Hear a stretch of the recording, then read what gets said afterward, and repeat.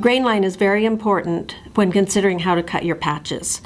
Now, some of you may be new to sewing and not know what I'm talking about, and let me just explain. The grainline runs right along the selvage, and if you pull on that, it's straight. It hardly has any stretch at all.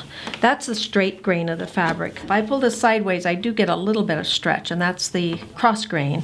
And the bias is a lot of stretch. You can just see how that stretches.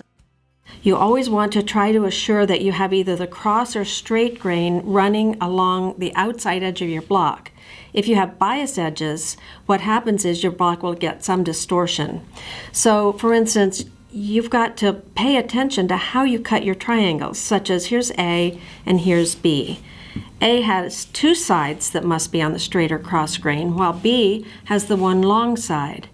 Now, for those of you who are doing rotary cutting, that makes a difference in how you cut the block. So, for instance, an A block, you would cut one square and then cut it diagonally so that that grain line comes on those two sides. For the B block, or triangle, you would cut a bigger square, cut it in half diagonally both ways so that the long side always falls along the grain, either the straight or the cross.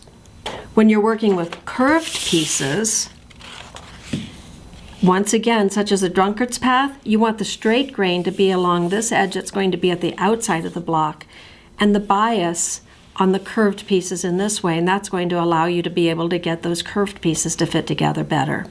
So whenever you can, pay attention to the fabric grain line when you're cutting your pieces. It's another ingredient for successful quilt making.